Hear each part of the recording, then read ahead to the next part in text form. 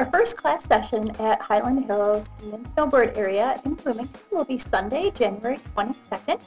Class begins at 3 o'clock, but you should plan to arrive earlier than that to allow time for parking and for check-in, which is not part of the class time. A map and driving directions to the Highland Hills area is located on the back side of your syllabus. Parking can be tricky because there isn't a lot of it. There is one parking lot adjacent to the main chalet, but it has limited spots. If you do not find a spot here, you'll want to drive back out north on Chalet Road towards Normandale Lake and 84th Street. There you will see an overflow parking lot. Highland Hills offers shuttle buses that run back and forth from the parking lot to the main chalet about every 10 minutes. Parking is free, however, keep in mind that there is not security in the parking lots, so you will not want to leave anything visible in your car, and all valuables should be brought into the chalet with you. There are lockers available within the main chalet, and so bring quarters if you think you'll need a locker.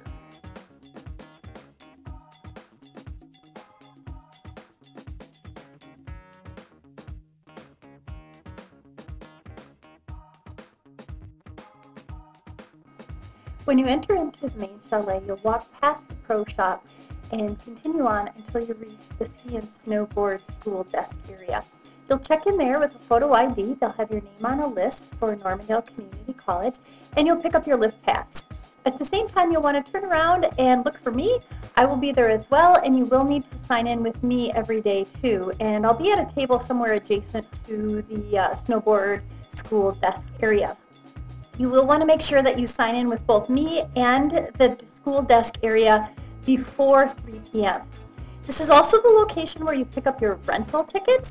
So if you do need rentals for the day, they are $10 per day, or you can buy a package of 8 rentals for $70.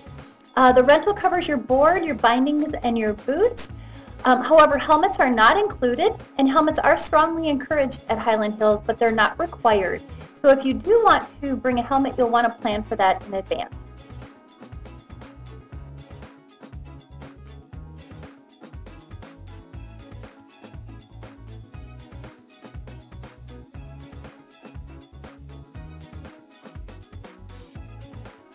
Every class session will be 2.5 hours long, beginning right at 3 o'clock and going until 5:30 each Sunday. Of that 2.5 hours that we're meeting, an hour and a half will be spent with your hill instructor, which is the instructor that you're assigned to on the first day of class. This will include an hour and a half lesson with the other adults in your group, and like I mentioned before, about 5 to 8 people, adults per group. The other hour of our class will be spent you just practicing your skills. You can do this alone on the hill. You can do it with other people that are in the class. It's totally your choice. But we do expect that you spend at least 2.5 hours on the hill every night, and an hour and a half of that be spent with your hill instructor. So every day you will be checking in with 3 different individuals. You'll be checking in at the ski and snowboard school desk. You'll be checking in with me, and you'll also be checking in with your hill instructor at the beginning of hill instruction.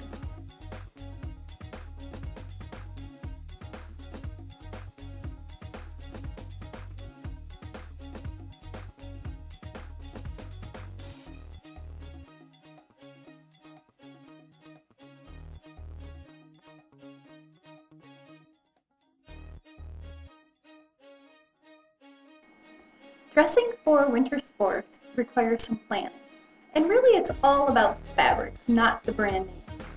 To begin with, we talk about our base layer of clothing. This is a layer of clothing that's next to your skin.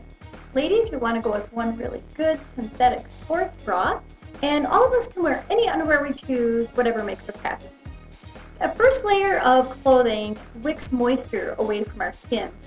And it's really important that we choose quick drying fabrics that pull that moisture away from our skin. Those fabric choices include polyester, silk, wool, and nylon. And some of those products may also have spandex in them, which makes them stretchificated. When we think about that first layer of clothing, we also think about socks. And you'll want one really good pair of either wool, polyester, or a wool polyester blend sock that's not too thick, so that it fits comfortably within your boot and is non-constrictive. That first layer of clothing would be applied to the upper layer and the lower layer, the upper part and the lower part of your body. So you could even go with a pair of long underwear for this. The second layer of clothing is the insulating layer. The function of the insulating layer is to do just that, to trap in the radiating heat that's coming from your body. So we have a few different choices. One is you could go with a simple fleece or a filled polyester layer, maybe a wool sweater or even a down sweater. Works really well.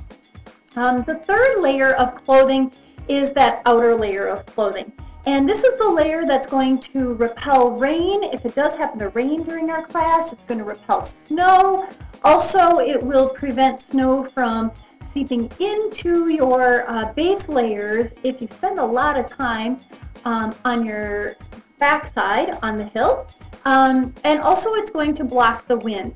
A couple different choices we have. Some of those base layers are insulated, such as this snowboard jacket right here. This has an insulating layer within it, so this wouldn't require an additional insulating layer if I were to wear this jacket.